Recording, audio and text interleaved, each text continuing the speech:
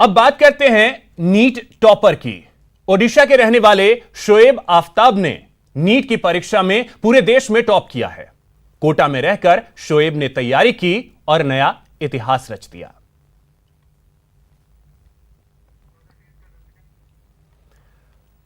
तो कोटा में रहकर उन्होंने नीट की तैयारी की। ओडिशा के रहने वाले हैं और 720 में से 720 मार्क्स उन्होंने हासिल किया। इस वक्त खुद शोएब आफ्ताब हमारे साथ हमारे स्टूडियो में जयपुर में मौजूद हैं, उनसे बात करते हैं। शोएब, पहले बहुत स्वागत है आपका न्यूज 18 राजस्थान पर और बहुत बहुत शुभकामनाएं आपको कि आपने पूरे देश में टॉप किया है। Thank you sir. शोएब, सबसे पहले तो मैं आपसे यह जानना चाहूंगा कि जब आपने अपना यह रिजल्ट देखा, 720 में 720 नंबर, पूरे देश में पहला स्थान आपने हासिल किया, आपका रिएक्शन क्या था? आपको महसूस क्या हुआ, यह जरा आप बताएं। बहुत खुश था। इतना ज़्यादा मैंने कभी भी एक्सपेक्ट नहीं किया था। स्टार्टिंग में मेरे 11th क्लास में जब मैं नीट की प्रिपरेशन करने कोटा में आया था, एलन में जो टेस्ट्स होते थे तब मार्क्स बहुत फ्लक्चुएट करते थे, लेकिन धीरे धीरे मार्क्स फिर बढ़ते गए और 12th में जाके कंसिस्टेंट हो गए। जब मैं 700 के अराउंड स्कोर कर रहा था एलन के टेस्ट्स में, तब मेरे को इतना एक्सपेक्टेड था कि शायद टॉप 100 में हो जाएगा, लेकिन AIR 1 कभी भी नहीं सोचा था। और उसके अलावा 720 आउट ऑफ 720 भी बहुत बड़ी बात है। दोनों चीज़ें जो है एक साथ मिल गई तो डबल खुशी हो रही है। अच्छा शोएब, एक तो आपका बायोलॉजी में बहुत ज्यादा इंटरेस्ट है और शायद यही वजह है कि आपने 720 में से 720 अंक हासिल किए, लेकिन JEE मेंस में भी आपके नंबर जो हैं वो बहुत शानदार रहे हैं। तो बायो मैथ्स दोनों को कैसे मैनेज किया? मैथ्स तो मेरा सब्जेक्ट नहीं था। मेरा जो 12th के जो सब्जेक्ट्स थे वो PCB थे, लेकिन फिर भी JEE मेंस में मैंने मैथ्स का जो सेक्शन था वो मैं पूरा छोड़ के आया था। फिजिक्स और केमिस्ट्री मैंने बस अटेम्प्ट किए थे। फिर भी एग्रीगेट मार्क्स के बेस पे मेरे को 99.07 परसेंटाइल के अराउंड आ रहे थे मेरे। तो अब शोएब, आपके लिए डॉक्टर बनना कितना अहम है? क्योंकि आपने अगर देखिए JEE मेंस वहां पे भी बहुत शानदार मार्क्स हासिल किए, एग्रीगेट जो था वो, तो डॉक्टर बनने को लेकर के आप आगे बढ़ रहे हैं, वजह क्या रही? शुरुआत कहां से हुई कि हां मुझे डॉक्टर बनना है, मुझे इस तरीके से लोगों की सेवा करनी है? यह जहन में कब आया और कैसे आया? स्टार्टिंग से मेरा हेल्थ केयर जो सेक्टर है उस पर इंटरेस्ट था, लेकिन जब मैं बहुत छोटा था तब मैं ये सोचता था कि शायद जब मैं बड़ा होऊंगा तो तब जो IT सेक्टर है, रोबोटिक्स है, ये सब टेक्नोलॉजी जो ट्रीटमेंट ऑफ डिजीज़, जो ह्यूमन ट्रीटमेंट ऑफ डिजीज़ होती है, वो उसको शायद ओवरराइड कर जाए और शायद रोबोट्स ही सर्जरीज करने लगे। इस पॉइंट पे मैंने ये सोचा था कि फिर मैं IIT सेक्टर में जाऊंगा, लेकिन फिर जब मैं क्लास 9-10th में आया तब मुझे ये रियलाइज़ हुआ कि ये पॉइंट तो अभी बहुत दूर है, कम से कम इस सेंचुरी में तो ऐसा नहीं, मतलब होना मुश्किल है। तो उसके बाद मैंने फिर डॉक्टर बनने का फैसला लिया। तो इस बार का जो एग्जाम रहा है नीट का शोएब, वो थोड़ा सा क्योंकि कोरोना का दौर था, ऐसे में बहुत सारी चुनौतियां हर किसी के सामने थी। तो जो कोरोना का फेज आया, उसके बाद एग्जाम टलते गए, आगे बढ़ते गए, तो उस समय किस तरीके से शोएब ने खुद को मेंटेन किया और अपने कंसिस्टेंस जो कहें अगर पढ़ाई को, तो वो कैसे आगे लेकर के चलते रहे? कोविड का जो टाइम था उस पर मैं कोटा राजस्थान में ही रह के मैंने अपनी प्रिपरेशन करी। मैं अपने घर नहीं गया। बसेस अवेलेबल कराई गई थी कोटा के बच्चों के लिए ताकि वो अपने स्टेट्स पे या अपनी सिटीज़ पे लौट सके, लेकिन मैं नहीं गया क्योंकि कहीं ना कहीं दिमाग में ये भी था कि एक तो कंपटीशन बढ़ने ही वाला है, क्योंकि इतना जो टाइम मिलेगा एस्पिरेंट्स को तो सब बच्चे बहुत ज़्यादा पढ़ लेंगे। एक तो ये पॉइंट था, और दूसरा ये पॉइंट था कि अगर मैं बसेस से ट्रैवल भी करता कोविड के टाइम पे तो कहीं ना कहीं जो रिस्क ऑफ एक्सपोजर है वो और ज़्यादा बढ़ जाता। ये दोनों फैक्टर्स के वजह से मैं कोटा में ही रहने का मैंने फ़ैसला किया। मेनली तो यही था कि पढ़ना ज़्यादा है, क्योंकि कंपटीशन अब बढ़ने ही वाला था, क्योंकि इतना जो टाइम मिला एस्पिरेंट्स को, उन्होंने बहुत ज़्यादा पढ़ लिया होगा। यही मेन रीज़न था। नहीं तो वो जो दौर था, क्योंकि वो फेज जो था वो हर किसी के लिए बहुत ज्यादा प्रेशर वाला था, तो प्रेशर रिलीज करने के लिए आफ्ताब क्या करते हैं? अगर कभी प्रेशर उन पे आता है किसी भी तरीके का, तो उससे खुद को रिलीज करने के लिए क्या करते हैं? स्टार्टिंग में जब पहली बार नीट पोस्टपोन हुआ तब मुझे ज़्यादा डिसहार्टेंड फील नहीं हुआ, क्योंकि तब मैंने उसको एज एन अपॉर्चुनिटी समझा कि अब मैं जो भी 12th की बोर्ड्स के प्रिपरेशन में जब मैं बहुत ज़्यादा फोकस्ड हो गया था, तो 11th वाला पार्ट जो कि नीट में आता है, मतलब नीट में 11th 12th दोनों आते हैं, तो 11th वाले पार्ट को मैंने स्ट्रॉन्ग करने की कोशिश करी जब पहली बार नीट पोस्टपोन हुआ तो। और फिर जब सेकेंड टाइम जब नीट पोस्टपोन हुआ तो तब मुझे शायद लगने लगा कि शायद इस साल एग्ज़ाम नहीं हो पाएगा। तो उस पॉइंट पे मैंने एक छोटा सा ब्रेक लिया था 4 से 5 दिनों का, जब मैंने ज़्यादा पढ़ाई नहीं की, मूवीज़ वगैरह देखे, एंड्रॉयड गेम्स वगैरह खेला। और फिर उसके बाद फिर जब मैंने पढ़ाई स्टार्ट करा तो फिर मैं पूरा मतलब रिचार्ज हो गया था, और मैंने जो मेरा नॉर्मल डेली शेड्यूल जो मैं फॉलो करता था वही मैंने फॉलो किया। तो यानी कि फ्री टाइम में शोएब को फिल्म देखने का शौक है, यानी कि हॉबीज जो हैं वो फिल्में देखना। हाँ, ऐसा कह सकते हैं। अच्छा, अब अगर हम देखें कि अब तो 720 में से 720 नंबर ला करके आप पूरे देश में टॉप आप कर चुके हैं, फैमिली का क्या रिएक्शन था? क्योंकि कोरोना का दौर था, उस समय में फैमिली ये चाहती थी कि बच्चे जो हैं वो घर आ जाएं, लेकिन आपने कोटा में रह करके ही पढ़ाई करने का फैसला किया, और जब आपने ये रिजल्ट दिया है, फैमिली का क्या रिएक्शन रहा? फैमिली की अगर मैं बात करूँ तो जो मेरी मम्मी और मेरी जो छोटी सिस्टर है क्लास 5th में है वो, हम तीनों साथ में रहते थे कोटा में जी। और पापा राउरकेला उड़ीसा में रहते थे, जो हमारा होम टाउन है जी। पापा ने बहुत बार कहा भी कि कोविड के टाइम पे वापस आ जाने को, लेकिन मैंने बोल दिया था उनको कि जब मेरा जो एम है, जो टारगेट है वो पूरा हो जाएगा तो ही मैं घर वापस आऊँगा। और फिर जब मैंने ये एक बार कह दिया तो पापा ने मेरे इस डिसीजन को भी पूरी तरीके से सपोर्ट किया, और सब बहुत खुश है अब, क्योंकि जो उन्होंने मतलब जिस वजह से उन्होंने मेरे को यहाँ पर रहने दिया और मेरे डिसीजन को सपोर्ट किया, आज वो काइंड ऑफ पेड ऑफ। सो इस वजह से वो बहुत खुश है और मैं भी बहुत खुश हूँ। तो अब इसको किस तरीके से सेलिब्रेट कर रहे हैं शोएब? सेलिब्रेशन तो जो एलन है वो एलन टीम ही हमारे साथ सेलिब्रेट कर रही है, और उस पे तो कोई कसर वो नहीं छोड़ेंगे, और ना ही अब तक छोड़ा भी है वैसे उन्होंने। नहीं, आप अपनी तरफ से? अपनी तरफ से तो बस खुशी है, और लोगों के मैसेजेस बहुत आ रहे हैं, कॉल्स आ रहे हैं, बस उन सबको अटेंड कर रहा हूँ, बस वही।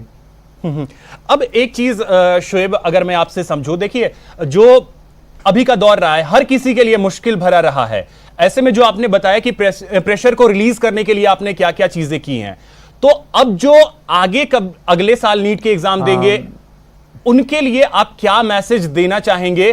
क्योंकि प्रेशर को हैंडल करना सबसे अहम होता है, आपने उस प्रेशर को हैंडल किया है, तो जो अगले साल एग्जाम देंगे उन्हें आप मैसेज क्या देना चाहेंगे अपनी तरफ से? प्रेशर तो कहीं ना कहीं डेफिनेटली था, क्योंकि बहुत ज़्यादा एप्रीहेंशन के बाद ये नीट का जो एग्ज़ाम हुआ, फिर उस पॉइंट पे भी उस नीट एग्ज़ाम के दौरान भी बहुत ज़्यादा प्रेशर था, लेकिन फिर भी दिमाग में यही था कि ज़्यादा से ज़्यादा ट्राई करना है कि काम रहूँ उस 3 आवर्स के टाइम को, और उस पर जितना ज़्यादा अटेंशन हो सके उतना ज़्यादा अटेंशन दे पाऊँ, और जो भी क्वेश्चंस पूछे जाए उनको पूरी ईमानदारी से सही करने की कोशिश करूँ।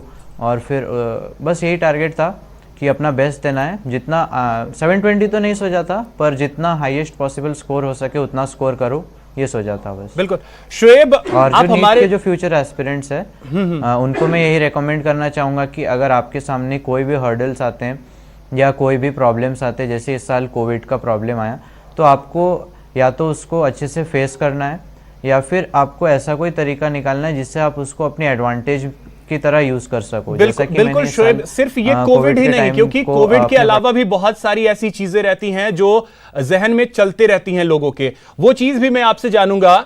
शोएब, यहां एक छोटे से ब्रेक के लिए रुकते हैं, आप हमारे साथ बने रहें। ब्रेक के बाद जब लौटेंगे तो कुछ चीजें और भी आपसे समझने की कोशिश करेंगे। यहां रुकेंगे छोटे से ब्रेक के लिए।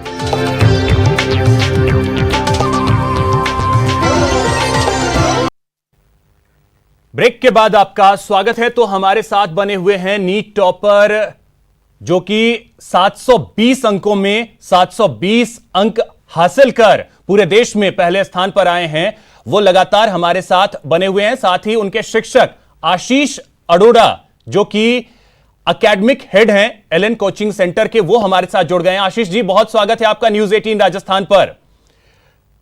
आशीष जी, आपके स्टूडेंट हैं, उन्होंने टॉप किया है पूरे इंडिया में नीट एग्जाम में। अपने इस स्टूडेंट को क्या कहेंगे?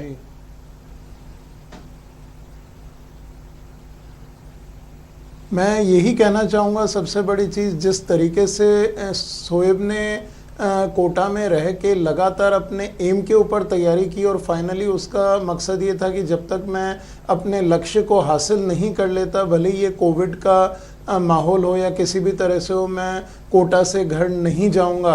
और ड्यूरिंग कोविड भी जब हमारी एलन की क्लासेस बंद थी कोटा में, एलन डिजिटल को एक्टिवेट किया गया और पूरी तरह से इंटरनेट के ऊपर शोएब लगा रहा। मैं यही कहना चाहूँगा कि भले वो टीचर्स के साथ कनेक्टेड रहा, पढ़ाई करी, लेकिन इंटरनेट होने के बावजूद डिस्ट्रैक्शंस इंटरनेट पे हम जानते हैं बहुत होते हैं। वो अपने लक्ष्य पे डटा रहा और पूरी तरह से अपने एम के ऊपर लगा रहा और जब तक रिजल्ट नहीं आया वो अपनी मदर और सिस्टर के साथ एलन कोटा में बना रहा।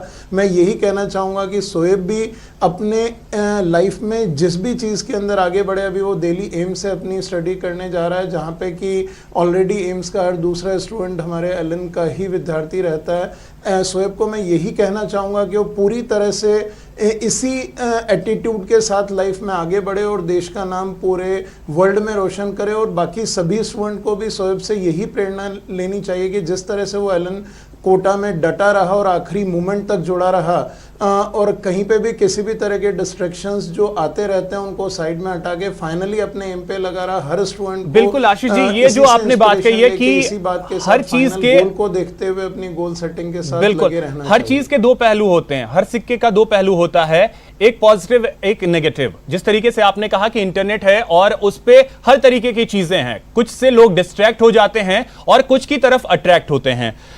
शोएब, मैं आपसे जानना चाहूंगा कि कैसे खुद को मैनेज किया, क्योंकि इंटरनेट पे बहुत सारी चीजें हैं, कुछ देख करके लोग डिस्ट्रैक्ट होते हैं, कुछ अट्रैक्ट होते हैं। आपने पॉजिटिव वे में इसे कैसे लिया? क्योंकि आज के यूथ को यह समझने की बहुत जरूरत है कि इंटरनेट पे अच्छी अच्छी चीजें हैं, शायद हम उससे लाभ ले सकें। मेरे हिसाब से एक क्लियर विजन होना ज़रूरी है आपके लिए कि आप क्या आगे सोचते हैं, आप क्या आगे करना चाहते हैं। तो मेरे लिए वो चीज़ काफ़ी क्लियर थी कि मुझे जाके आगे नीट क्लियर करना है और फिर आगे जाके मेरे को एक अच्छा डॉक्टर बनना है। यही चीज़ अगर आपको क्लियर हो तो आपको कोई भी डिस्ट्रैक्शन आए आप डिस्ट्रैक्ट नहीं होंगे, और अगर आप उस पाथ पे ही बने रहें तो वही बेस्ट है। इंटरनेट की अगर मैं बात करूँ, जब कोविड का टाइम था तो हमारे जो भी टेस्ट्स होते थे वो इंटरनेट पे होते थे। उससे पहले भी इंटरनेट का मैंने यूज़ किया, वैसा बंद तो नहीं था। मतलब मैं फेसबुक यूज़ नहीं करता था बिल्कुल भी, लेकिन व्हाट्सएप पे मैं अपने सारे टीचर्स से कनेक्टेड रहता था। कोई भी मुझे डाउट्स हो या फिर कभी भी मैं कभी अगर लो फील करूँ तो बिल्कुल शोएब जी, आपने ये जो बात कही शोएब की, ऐसे अपने प्रॉब्लम अगर आप अपने एम के प्रति फोकस्ड हैं, पे डाउट्स हो या फिर बिल्कुल कोई और बात हो, ये जो आपने बात कही ये अच्छी चीज कही है, और एलन में जो भी मेरे दोस्त थे उनसे भी कनेक्टेड था जी। ये जो आपने बात कही है कि अगर आप अपने एम के लिए फोकस्ड हैं तो फिर कोई चीज आपको डिस्ट्रैक्ट नहीं कर सकती है। आशीष जी, ये कितना महत्वपूर्ण होता है एक स्टूडेंट्स के लिए, खास करके आज के यूथ्स के लिए ही मैं आपसे समझना चाहूंगा, ये कितना इंपॉर्टेंट होता है कि आपका जो गोल है, आपका जो एम है, वो पूरी तरीके से फोकस्ड होना चाहिए और आपको उस पर पूरी तरीके से फोकस्ड होना चाहिए। ये कितना महत्वपूर्ण है?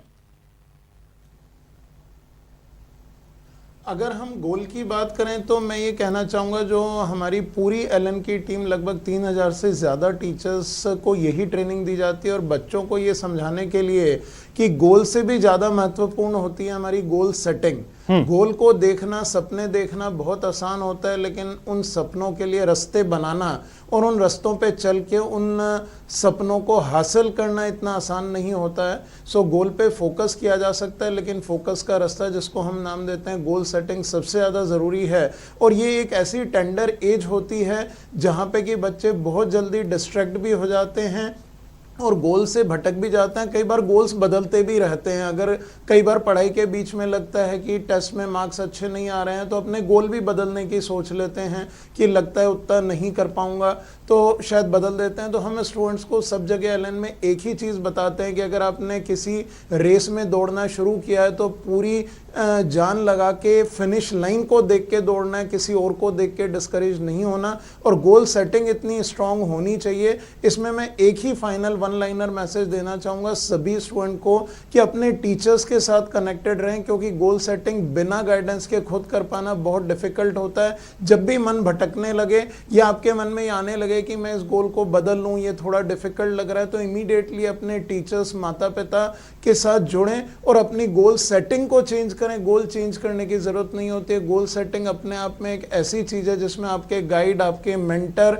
और आपके साथ जो भी परिवार जुड़ा हुआ है वो सब आपकी गोल सेटिंग में हेल्प करते हैं। जो आपने बात पूछी कि फोकस को मेंटेन करना, वो सबसे बड़ी चीज़ है। लेकिन ये गोल सेटिंग के फ्लक्चुएशंस बहुत ज़रूरी होते हैं रास्ते में आपकी जो डिसीजन मेकिंग है गोल तक पहुंचने में। और मैं प्राउडली कह सकूंगा कि हमारी पूरी कोटा की एलन टीम के साथ शोएब ने आखिर तक ऑनलाइन क्लासेस शुरू होने के बाद, भले ही हमारे टीचर तो दिन रात लाइव पढ़ाने में लगे रहे, लेकिन शोएब का जो डेडिकेशन था वो भी उतना ही स्ट्रांग था जो हर बच्चे में देखने को नहीं मिलता। तो ये गोल सेटिंग सबसे इंपॉर्टेंट है कि सबसे कनेक्टेड रहना और हर जगह पे अपनी गोल सेटिंग को मॉडिफाई करते हुए गोल की तरफ आगे बढ़ते रहना। तो आप स्टूडेंट्स को एक मैसेज अपनी तरफ से क्या देना चाहेंगे आशीष जी, ताकि आने वाला हर स्टूडेंट्स जो है वो शोएब की तरह परफॉर्म कर सके? पूरे देश के स्टूडेंट्स को हमारे पूरे एलन परिवार की ओर से एक ही मैसेज देना चाहूँगा कि जब हम बात करते हैं सफलता की, तो किसी भी सफलता को हासिल करने के लिए ये बताया जाता है कि सपने अगर बड़े देखोगे नहीं तो पूरे कैसे करोगे, unless you dream how you can achieve that. So उन सफलता के बीच में जो सबसे बड़ी चीज़ है आपके संस्कार हैं, वही हमारी सबसे बड़ी टैगलाइन है, संस्कार से बिल्कुल आशीष जी, बिल्कुल आशीष जी, ये बेहद अहम बात आपने कही कि आपको सपने देखने होंगे और सपने वो चीजें ना रखें। अगर पढ़ाई में कोई भी डिफिकल्टी आती है तो उसके लिए टीचर्स है। बिल्कुल बिल्कुल। और उसमें बिल्कुल आशीष जी, तो यह बेहद अहम है कि सपने आप जरूर देखें, लेकिन सपने वो जो बंद आंखों से नहीं, सपने वो जो आपको सोने ना दे। बहुत शुक्रिया आपका आशीष जी, और साथ ही साथ शोएब आपको बहुत बहुत शुभकामनाएं आपके भविष्य के लिए। आप बेहतर करें अपने भविष्य में। बहुत शुक्रिया आप दोनों का हमारे साथ जुड़ने के लिए। फिलहाल इस बुलेटिन में इतना ही। नमस्कार।